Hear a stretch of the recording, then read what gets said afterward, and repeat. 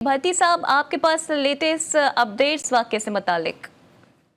देखिए, एक बड़ी एक परेशान कुन खबर है। बिलखसूस वो कैदियों की वैन जो अटक जेल से इस्लामाबाद कैदियों को लेकर पहुंची थी और वापसी के ऊपर वहां पर उसके ऊपर हमला किया गया, जिसके अंदर 187 के लगभग वहां पर उसके अंदर जो मुलजमान थे और उनको इस फायरिंग के नतीजे में जब गाड़ी वहां पर रुक गई, गाड़ियों के शीशे तोड़े गए और उसके बाद वहां से मुतअद्दिद कैदी वहां से फरार हो गए। और इस अब तक की मालूमात के मुताबिक, जो मालूमात सामने है उसके मुताबिक इन वैन में पाकिस्तान तहरीक इंसाफ की 3 MPs भी शामिल थे, जिन्हें गिरफ्तार किया गया था और वो इस अदालती कार्रवाई के बाद उनको वापस ले जाया जा रहा था। तो ये बड़ा ही एक शॉकिंग एक न्यूज है मेरे ख्याल में। तो भारती साहब, वो 3 MPA भी क्या मिसिंग हैं? वो भी क्या फरार हो चुके हैं?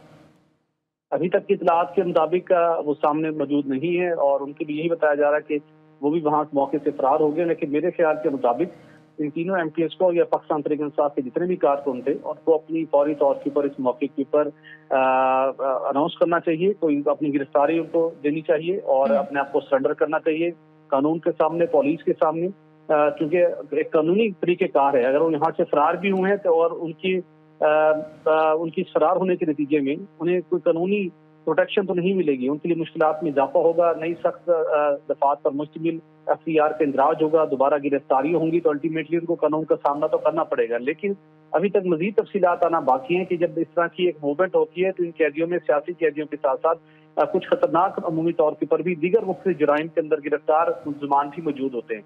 अब ये भी देखना जरूरी है कि जब तहकीकात होंगी तो ये बात सामने आएगी कि कौन से ऐसे कैदी थे जो ऐसे हमलावर के टारगेट थे, जिनको छुड़ाना मकसूद था और जिसके बाद एक भगदड़ मची होगी और बहुत से लोग दीगर कैदी भी वहां से फरार हो गए।